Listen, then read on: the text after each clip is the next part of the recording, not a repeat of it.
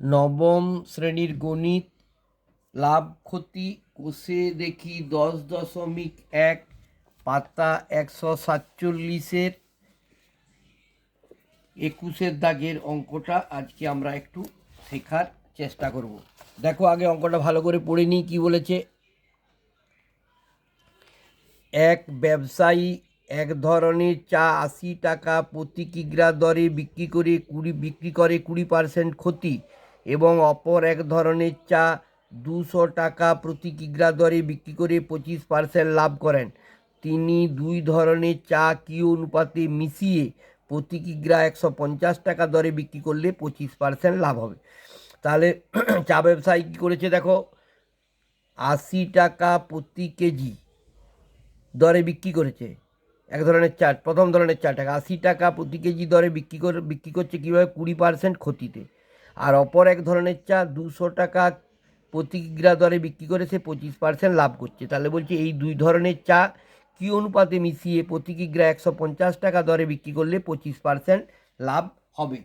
তাহলে দেখো প্রথম ক্ষেত্রে কি বলেছে, প্রথম প্রকার চাটা কত করে প্রতি কিগ্রা কত করে বিক্রি করেছে? না, প্রতি কিগ্রা বিক্রি করেছে প্রতি কিগ্রা বিক্রি করছে 80 টাকা ধরে।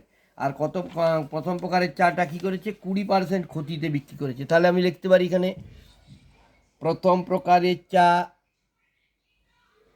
প্রথম প্রকারের চা 20% ক্ষতিতে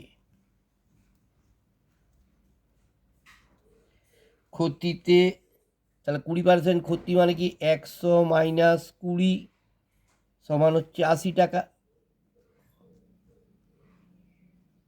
হয়েছে? তাহলে প্রথম প্রকার চায়ের ক্রয় মূল্য কত হবে? তাহলে প্রথম প্রকার চায়ের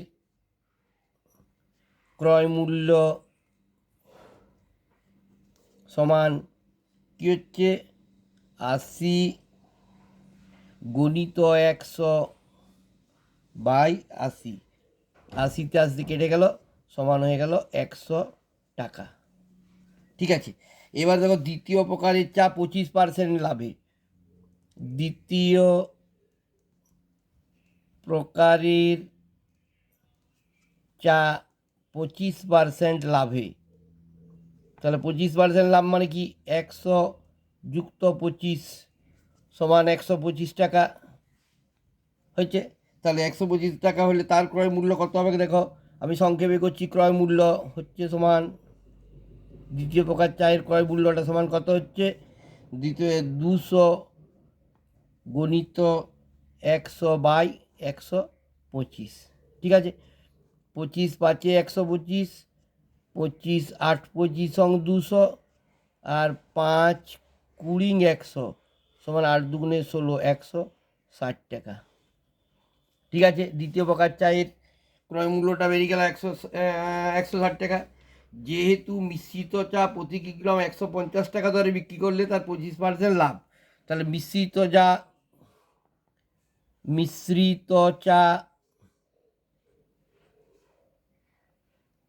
প্রতি কিলোগ্রাম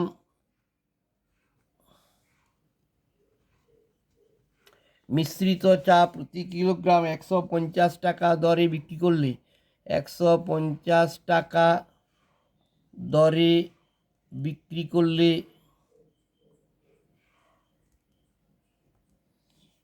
25% লাভ হয়।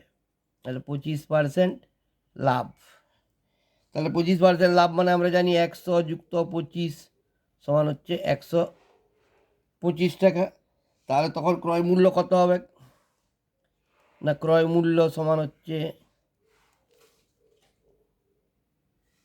100 গুণিত 150 বাই 125। 25 5 125, 25 4 100, 5 3 15 30 4 3 12 120 টাকা। 120 টাকা। ঠিক আছে, এখন আমি ধরি প্রতি কিলোগ্রাম 100 টাকা দরের এক্স কিগ্রা চায়ের সঙ্গে প্রতি কিলোগ্রাম 160 টাকা দরের ওয়াই কিলোগ্রাম চা মিশ্রিত করা হলো। তাহলে আমি কি ধরে নিচ্ছি? ধরি প্রতি কিলোগ্রাম 100 টাকা দরের এক্স কিগ্রা চায়ের সঙ্গে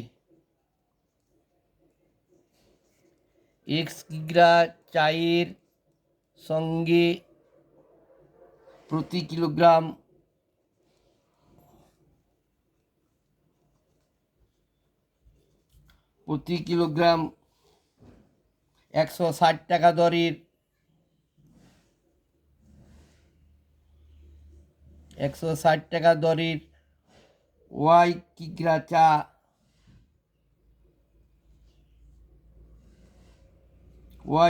চা মিশ্রিত করলে মিশ্রিত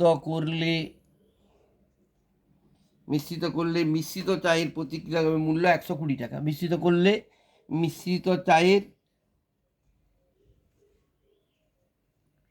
মিশ্রিত চায়ের প্রতি কিলোগ্রামের মূল্য 120 টাকা। প্রতি কিলোগ্রামের মূল্য 120 টাকা। তাহলে দেখো এখন এবার আমাকে কী করতে হবে, তাহলে আমাকে বলতে হবে তাহলে আমি কত কিগ্রা 100, তাহলে কী হবে দেখো, তাহলে শর্তানুসারে আমি কি লিখতে পারি, শর্তানুসারে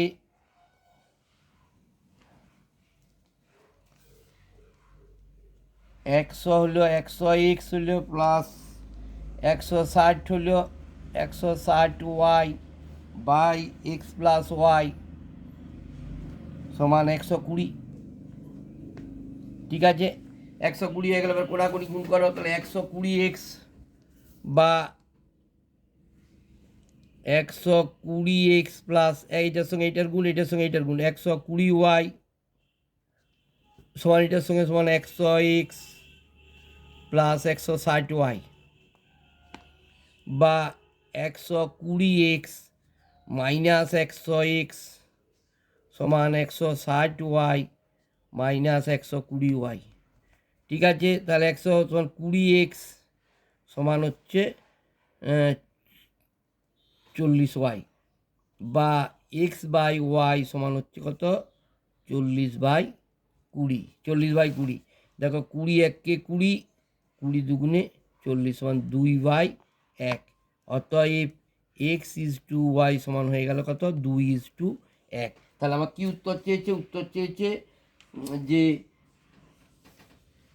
দু ধরনের চা কি অনুপাতে মিশিয়ে প্রতি কিগ্রা 150 টাকা দরে বিক্রি করলে 20% লাভ হবে। অতএব মিশ্রিত চা 2:1 অনুপাতে